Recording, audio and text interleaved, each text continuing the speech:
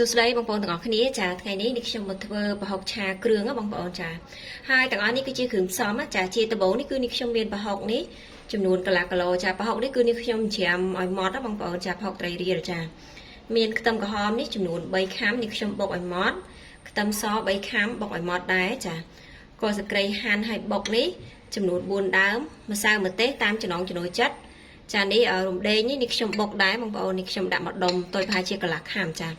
មានស្លឹកក្រូចសើចហើយនេះគឺជាទឹកបើទុំចាអញ្ចឹងកុំឲ្យចាំយូរយើងទៅមើលពីរបៀបធ្វើ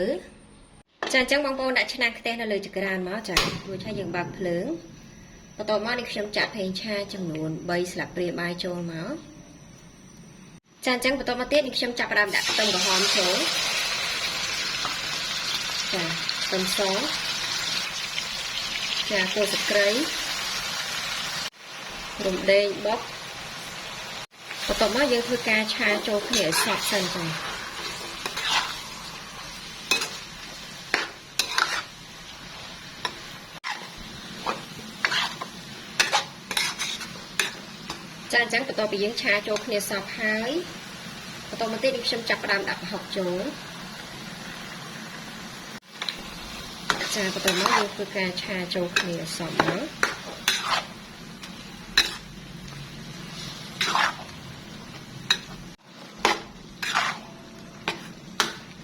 ចាអញ្ចឹងបន្ទាប់មកទៀតនេះខ្ញុំចាប់ផ្ដើមដាក់គ្រឿងផ្សំចូលមានដូចជាទឹកអំពិលទុំ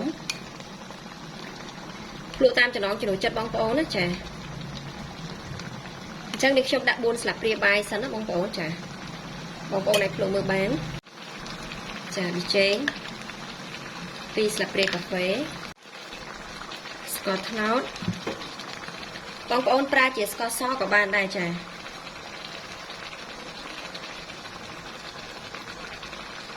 ស្ករត្នោតនេះខ្ញុំដាក់ចំនួន3ស្លាបព្រាបាយបងប្អូនចាបន្ទាប់មកយើងធ្វើការឆាសព្វមកចាអញ្ចឹងបន្ទាប់មកទៀតនេះខ្ញុំចាប់ផ្ដើមដាក់ម្សៅម្ទេសនេះខ្ញុំដាក់3ស្លាបព្រាបាយបងប្អូនចាបន្ទាប់មកទៀតស្លឹកក្រូចសើចចានេះហើយយើងធ្វើការកូរសព្វ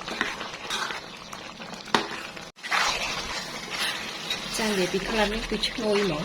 សម្រាប់រសជាតិបងប្អូនធ្វើតាមចំណង់ចំណូលចិត្តណាចារសជាតិជូរខ្លាំងឬក៏ល្មមអីឬក៏ផ្អែមអីបងប្អូនដាក់តាមចំណង់ចំណូលចិត្តចាអញ្ចឹងឥឡូវនេះគឺរួចរាល់ហើយបងប្អូនចាហើយនេះខ្ញុំយកគោកប៉ុណ្ណឹងណាចាឬក៏បងប្អូនចង់ឆាយគោកជាងនឹងទៀតក៏បានដែរអញ្ចឹងនេះខ្ញុំបិទភ្លើងចាអញ្ចឹងយើងចាប់ផ្ដើមដួសដាក់ចានមកចាហើយសម្រាប់បន្លែវិញបងប្អូនចូលចិត្តបន្លែអីយើងដាក់បន្លែហ្នឹងណាចាឈ្ងុយមែនតើចានេះ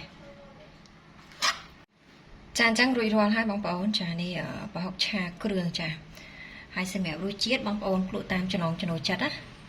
ឥឡូវមកភ្លក្សជាមួយនឹងខ្ញុំចានេះបងប្អូនគឺឈ្ងុយមែនតើចារ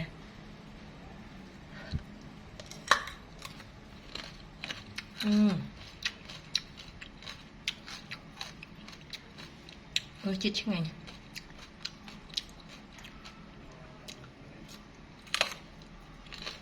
ចាអញ្ចឹងឥឡូវយើងមកភ្លក្ស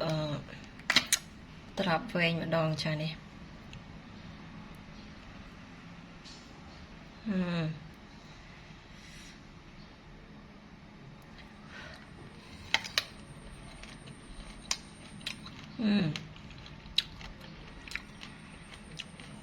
ឡើងឆ្ងាញ់ហ្មង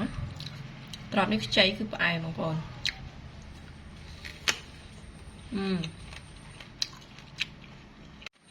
ចាឆ្ងាញ់ចាអញ្ចឹងសម្រាប់វីដេអូគឺមានតែប៉ុណ្្នឹងទេចាអរគុណជំរាបលាបាយបាយ